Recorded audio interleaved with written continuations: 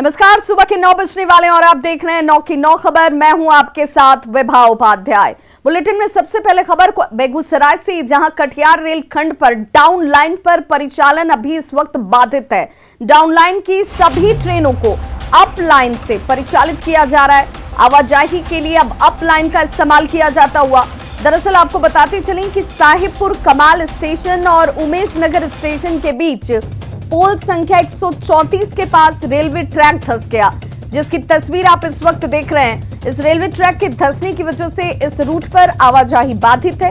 इसे सामान्य करने को लेकर, रेल परिचालन को सामान्य करने को लेकर तमाम कवायद इस वक्त की जा रही है। रेलवे ट्रैक ठीक करने में मजदूर जुटे हुए हैं।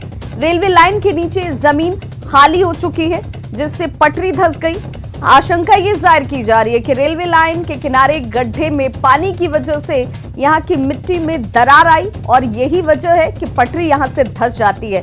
हालांकि इस वक्त इस रूट को बहाल करने को लेकर, सामान्य करने को लेकर लगातार मजदूर जो हैं वो काम कर रहे हैं।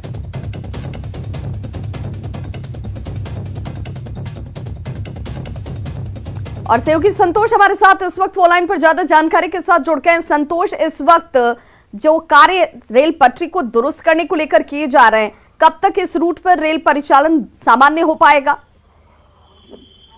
जी देखिए, इस संबंध में जैसा कि पदाधिकारियों से हमने बात करने की कोशिश की तो उन्होंने स्पष्ट रूप से ये तो नहीं बताया कब तक परिचालन को पूर्णतः दुरुस्त कर लिया जाएगा, लेकिन कवायद लगातार जारी है और जितने भी कर्मी हैं उनके द्वारा प्रयास किए जा रहे हैं कि जल्द से जल्द रूट पर जो है परिचालन सुचारू रूप से चालू कर लिया जाए। इसके लिए तमाम जो रेल महकमा है वो लगा हुआ है। अगर आपको हम बता दें, चूंकि भौगोलिक स्थिति इस जगह की ये है कि रेलवे के दोनों तरफ ये चौड़ इलाका है और रेलवे के दोनों तरफ बड़े बड़े गड्ढे हैं। और चूंकि इस बार अत्यधिक बारिश हुई, इसलिए दोनों तरफ जो है भारी मात्रा में पानी जो गड्ढे में लगी हुई है, इस वजह से ये रेल ट्रैक धंसा है और इसके बाद परिचालन जो है वो डिस्टर्ब हुआ था। संतोष, मिथिलांचल को सीमांचल से ये रूट जो है वो जोड़ती है।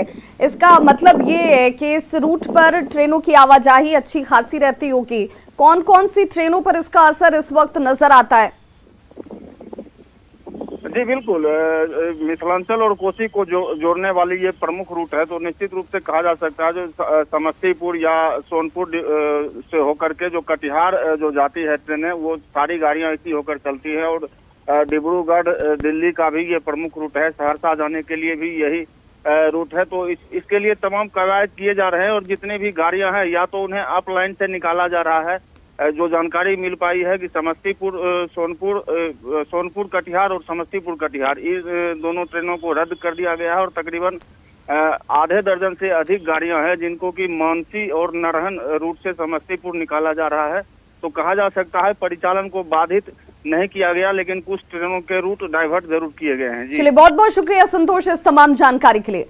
अब ऐसे में इस खबर के मायने को जरा समझना जरूरी है और जानिए कि ये रेल रूट कितना अहम हो जाता है। ये रेलवे लाइन जो है वो मिथिलांचल को सीमांचल से जोड़ती है, जिसकी जानकारी हम आपको दे रहे थे कि मिथिलांचल और सीमांचल के बीच ये रेल रूट बेहद खास हो जाती है। रेलवे लाइन पूर्वोत्तर भारत से भी जोड़ती है। ये रूट व्यावसायिक परिवहन की दृष्टि से बेहद अहम हो जाता है। इस रूट पर महानंदा एक्सप्रेस जैसी गाड़ियां चलती हैं और इस रूट पर बड़ी संख्या में मजदूर आवाजाही करते हैं। आना जाना इस रूट से मजदूरों का जो है वो बड़ी संख्या में होता है। और ऐसे में देखिए, इस रूट पर इस वक्त इसे सामान्य करने को लेकर हालांकि सिर्फ 2 ट्रेनें हैं जिसे रद्द किया गया है। बाकी तमाम ट्रेनों की आवाजाही के लिए इस वक्त जो रूट है उसके अप लाइन पर भले ज्यादा परेशानी हो रही हो, लेकिन डाउन लाइन पर इसकी आवाजाही शुरू कर दी गई है। रेलवे ट्रैक धंसने के पीछे की बड़ी वजह बताई जा रही है कि दोनों तरफ पानी जो है वो जमा है। इस बार अत्यधिक बारिश होने के बाद से इस तरह की परेशानी कई रूटों पर सामने आई है। डाउन लाइन की ट्रेनों को अप लाइन से। और इस वक्त हमारे साथ रेलवे के CPRO राजेश कुमार जुड़ चुके हैं। सर, आपका बहुत बहुत स्वागत न्यूज़ 18 बिहार झारखंड पर। जो रूट पर इस वक्त सामान्य स्थिति करने के लिए कवायदें की जा रही है, कब तक स्थिति सामान्य हो पाएगी? बरौनी कटिहार रेलखंड के ऊपर अवस्थित साहिबपुर कमाल और उमेश नगर के बीच बैंक स्लिप है जी। इसकी वजह से डाउन लाइन पे परिचालन बाधित है, अप लाइन पे परिचालन सामान्य है। डाउन लाइन पे हमारे जो अभियंता है वो युद्ध स्तर पे काम कर रहे हैं। आशा है कि आज मध्य रात्रि तक परिचालन सामान्य हो जाएगा। इस किसी बीच हम लोगों ने ट्रेन को दो ट्रेनों रद्द को भी कैंसिल- करना पड़ा है इस रूट पर हाँ, जो दो- ट्रेन जा रही थी? 2 ट्रेन हमने कैंसिल की है और 20 ट्रेनों को हम लोगों ने मार्ग परिवर्तित किया है और कुछ ट्रेनों को हम लोग अप लाइन से ही सिंगल लाइन में निकाल रहे हैं। तो कोई आज परिचालन आज बाधित इस नहीं है, पर केवल 2 ट्रेनें सामान्य कैंसिल स्थिति हैं। हो जाएगी जिसका जिक्र आप कर रहे हैं। जी, चलिए, बहुत बहुत शुक्रिया राजेश कुमार हमारे साथ जुड़े हुए थे, सीपीआरओ पूर्व मध्य रेलवे के, जिन्होंने जानकारी दी कि यहां पर स्थिति को सामान्य करने को लेकर के इस वक्त मजदूर जो है युद्ध स्तर पर काम करते हुए और आज मध्य रात्रि तक आवाजाही इस पर एक बार फिर से बहाल कर दी जाएगी। पटना की फतुहा पुलिस ने सुपनचक स्थित 4 लेन पर गिट्टी लदे एक हाईवा ट्रक से 50 गैलन कच्चा स्पिरिट बरामद किया है और ये तस्वीरें आपके सामने देखिए। 2000 लीटर कच्चे स्पिरिट के साथ पुलिस ने हाईवा को जो है उसके चालक को और खलासी को भी गिरफ्तार कर लिया है। वही ट्रक के आगे आगे चल रही मारुति पर सवार 4 दूसरे लोगों को भी गिरफ्तार किया गया। कार सवार 4 लोगों में से 3 अवैध शराब कारोबारी और एक लाइनर बताए जा रहे हैं। ये कहा जा रहा है कि स्पिरिट लदा हाईवा ट्रक अवैध शराब के निर्माण को लेकर धनबाद से हाजीपुर जा रहा था। बरामद स्पिरिट की कीमत जो है वो लाखों में बताई जा रही है। बिहार में बाढ़ और सूखे के हालात की आज मुख्यमंत्री नीतीश कुमार की तरफ से समीक्षा की जानी और इसलिए एक समीक्षा बैठक जो है वो आयोजित की गई है, जिसमें सभी जिलों के डीएम वीडियो कॉन्फ्रेंसिंग के जरिए जुड़ने वाले हैं। आपको बताते चलें कि अपने अपने जिले के वर्तमान हालात की सीएम को जानकारी डीएम के जरिए दी जाएगी। जिलाधिकारियों से मिली जानकारी के मुताबिक सीएम नीतीश कुमार प्रभावित जिलों के लिए उचित कदम उठाएंगे। सीएम की समीक्षा बैठक के बारे में सीएम हाउस के बाहर से पूरी जानकारी दे रहे हैं न्यूज़ 18 संवाददाता आनंद अमृतराज। इस वक्त कई जिले बाढ़ और सूखे से प्रभावित हैं और इसको लेकर बिहार सरकार लगातार चिंतित है। केंद्रीय टीम भी कुछ दिन पहले बिहार पहुंची थी और बाढ़ प्रभावित इलाकों में जाकर हालात का जायजा लिया था और बिहार सरकार ने एक बड़ी राशि की मांग भी की थी आपदा को देखते हुए।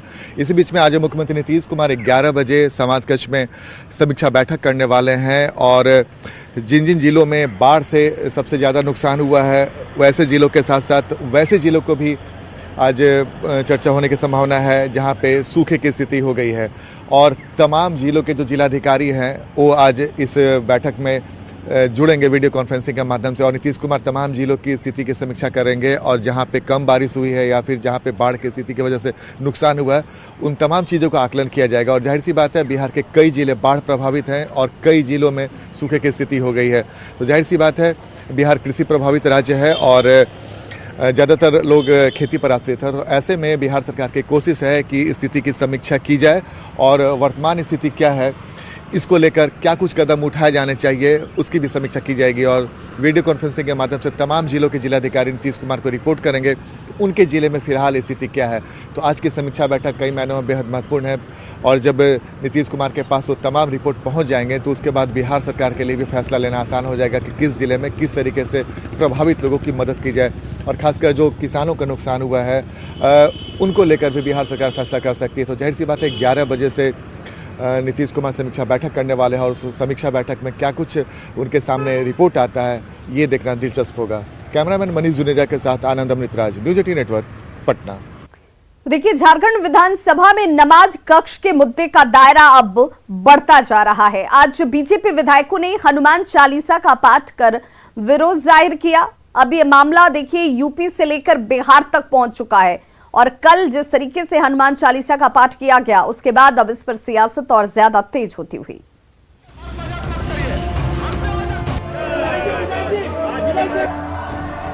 आपका हम मदद तो पड़ रहा है।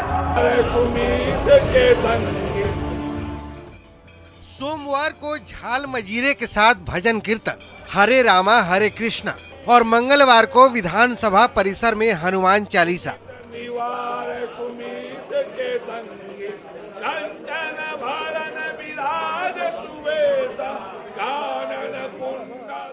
ये 2 तस्वीरें बताने के लिए काफी हैं कि नमाज कक्ष के मुद्दे पर बीजेपी सरकार को बख्शने के मूड में नहीं है।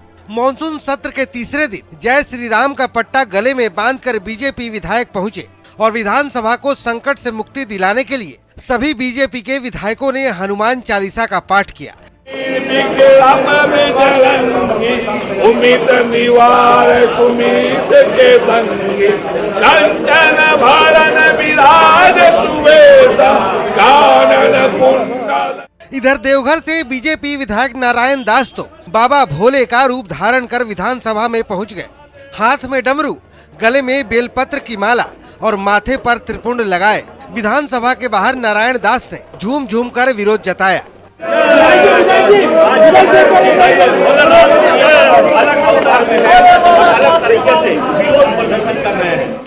लगातार तीसरे दिन हो हंगामे पर बाबूलाल मरांडी ने साफ कहा कि सत्ता पक्ष को सजग होने की दरकार है। मैं तो कहूँगा कि सत्ता पक्ष को अधिक सावधानी बरतनी चाहिए और सीनियर को भी, लेकिन सत्ता पक्ष जब अपनी सीमा पार करते हैं और दूसरों से जब उम्मीद करेंगे तो मैं समझता हूँ कि ये शायद।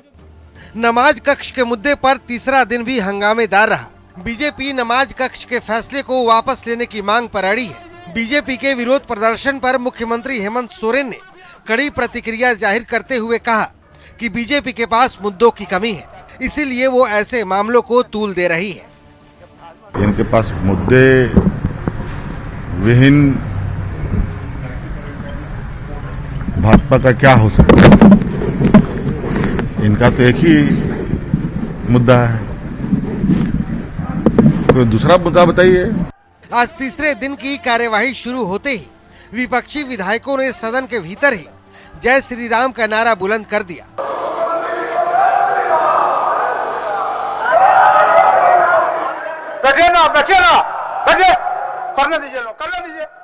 विपक्ष के हो हंगामे पर स्पीकर ने नाराजगी भी जताई। आपका हम मजाक का पत्र है, आसन आपका मजाक का पत्र है, मजाक का पत्र है आसन। स्पीकर का साफ कहना है कि जो परिपाटी चली आ रही है उसी का उन्होंने पालन किया, नया कुछ भी नहीं है। मैं इस विधानसभा में जो नियम है, यहाँ का जो परिपाटी चली आ रही है उसी परिपाटी का ही निर्वहन मैंने किया है। अगर वो जिन चीजों का मांग कर रहे हैं, अगर अपने समय में ये कर लिए होते तो हमारा कोई आपत्ति। दरअसल झारखंड विधानसभा भवन में नमाज अदा करने के लिए अलग कमरा अलॉट किया गया है, जिसे बीजेपी हेमंत सरकार की तुष्टीकरण नीति बता रही है और इसे दूसरे धर्मों की अनदेखी का आरोप लगा रही है। नमाज कक्ष का मामला अब झारखंड हाईकोर्ट तक पहुंच चुका है। दायर जनहित याचिका में कहा गया है कि पब्लिक के पैसे से बने किसी भी भवन या परिसर को किसी खास धर्म के लिए नहीं दिया जा सकता। न्यूज 18 के लिए रांची से अविनाश कुमार की रिपोर्ट।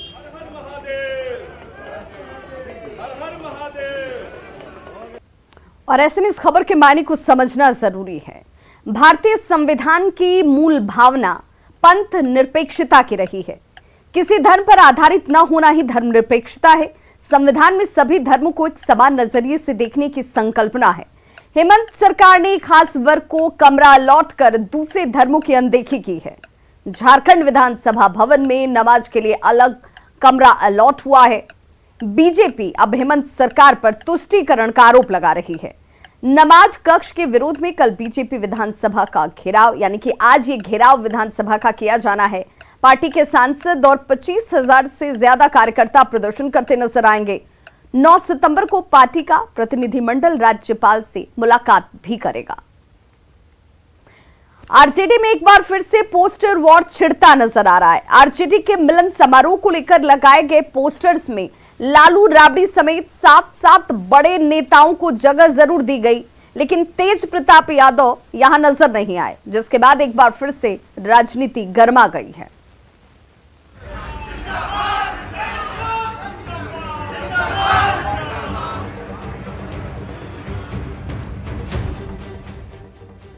आरजेडी दफ्तर के बाहर लगी इस होर्डिंग को ध्यान से देखिए। आरजेडी के मिलन समारोह का पोस्टर है, जिसमें लालू राबड़ी तेजस्वी समेत 7 नेताओं की तस्वीर है। दाईं तरफ तेजस्वी पर पूरा फोकस किया गया है। साथ में राबड़ी देवी, श्याम रजक और आलोक मेहता तक की तस्वीर है, जबकि पोस्टर के बाएं तरफ लालू यादव समेत जगदानंद सिंह और अब्दुल बारिश सिद्दीकी जैसे नेता हैं। लेकिन इन 7 चेहरों में तेज प्रताप को कहीं जगह नहीं मिली है, जो बहुत कुछ इशारे करता है। अगर दूसरी तरफ कहें तो आलोक मेहता, श्याम रजक और राबड़ी देवी की तस्वीर है और साथ में तेजस्वी यादव को, यहाँ भी पूरे तरह से अगर कहें तो तेज प्रताप यादव की तस्वीर एक बार फिर से यहाँ पे गायब है। दरअसल पिछले दिनों पावर गेम को लेकर तेज प्रताप और जगदानंद सिंह के बीच जो विवाद हुआ वो जग जाहिर है। तेज प्रताप की नाराजगी भी किसी से छुपी नहीं है। ऐसे हालात में तेजस्वी ने कार्यकर्ताओं के बहाने ये साफ करने की कोशिश की कि सबको मतभेदों को भुलाकर काम करना होगा। सब लोगों को मिलकर के लड़ाई लड़नी पड़ेगी, छोटे छोटे मतभेद को मिटाना पड़ेगा और मिलकर के सकारात्मक रूप से पार्टी के मजबूती के लिए काम करना पड़ेगा। मौका था मिलन समारोह का, जिसमें पूरे तामझाम के साथ खगड़िया नगर परिषद की चेयरमैन सीता यादव और उनके पति मनोहर यादव को शामिल कराया गया। कई दूसरे कार्यकर्ताओं को भी पार्टी की सदस्यता दिलाई गई। पटना से न्यूज 18 के लिए रवि एस नारायण की रिपोर्ट। ऐसे में जरा खबर के मायने समझ लेते हैं। आरजेडी में पहले भी पोस्टर्स को लेकर बवाल हो चुका है। छात्र राजद की बैठक वाले पोस्टर को लेकर तेज प्रताप पर बड़े सवाल खड़े हुए थे। उस वक्त पोस्टर में नेता प्रतिपक्ष तेजस्वी यादव को गायब कर दिया गया था। पोस्टर पर कुछ कार्यकर्ताओं ने कालिख तक पोत दी थी। रातों रात तेज प्रताप वाले पोस्टर को हटाकर तेजस्वी तस्वीर के साथ नया पोस्टर लगा दिया गया और ये तमाम तब्दीलियां की गई और इससे पोस्टर वॉर समझाता है कि राजनीति में ये तमाम चीजें कितनी मायने रखती हैं। दुनिया भर में कहीं भी अगर मखाने की चर्चा होती है तो बिहार के मिथिलांचल और खासकर मधुबनी का नाम जरूर आता है, क्योंकि यहाँ का मखाना न सिर्फ स्वाद बल्कि साइज के हिसाब से भी बेहतर माना जाता है। मधुबनी जिले में इन दिनों मखाने की नई फसल तैयार होनी शुरू हो गई है। जानकारी दे रहे हैं न्यूज 18 संवाददाता अमित रंजन। मखाना मधुबनी जिले की शान है और मखाने को लेकर दुनिया भर में मधुबनी जिले की पहचान है। अभी मैं आपको दिखाता हूं कि मधुबनी जिले में अभी इसी मौसम में ये मखाना जो पानी के अंदर इस फसल की खेती होती है और कैसे ये फसल पानी से निकालने के बाद जो लोगों के प्लेट तक या हमारे थाली तक कैसे ये मखाना पहुंचता है वो अभी मैं आपको यहाँ दिखाता हूँ। ये मधुबनी के बेंडीपट्टी प्रखंड में ये एक अरेर एक जगह है, वहाँ मैं आपको ये वहाँ की ये तस्वीरें दिखा रहा हूँ।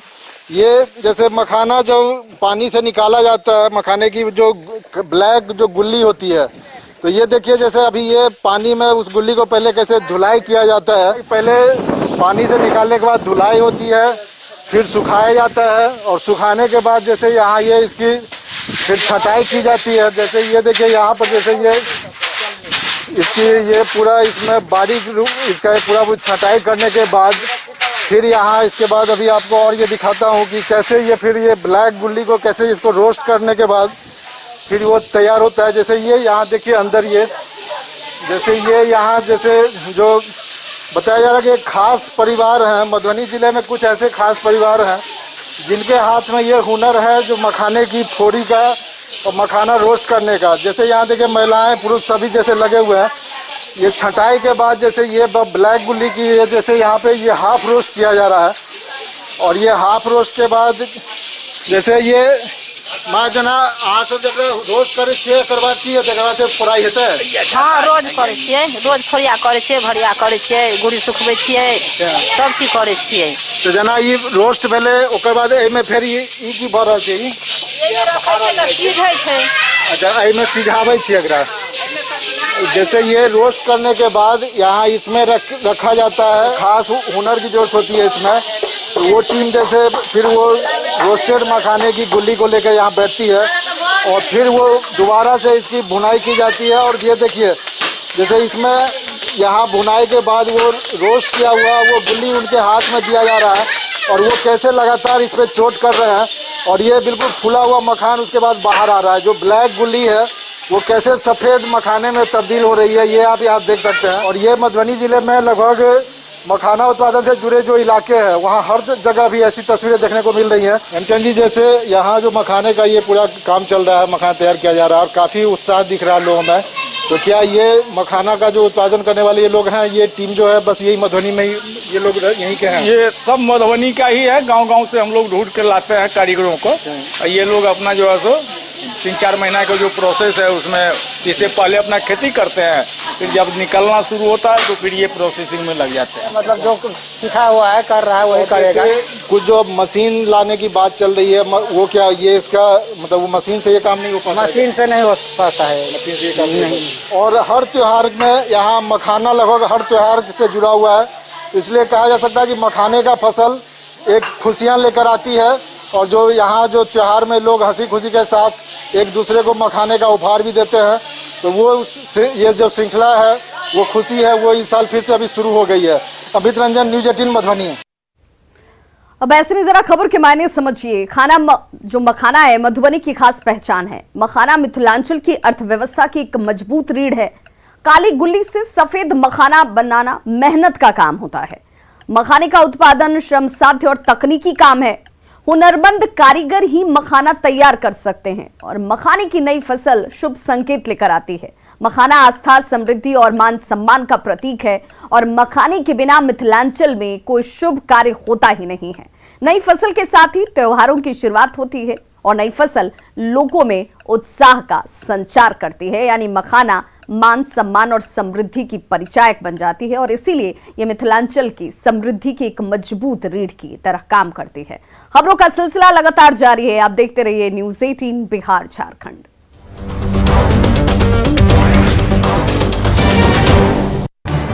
इस न्यूज हेडलाइंस के प्रायोजक पेट सफा आयुर्वेदिक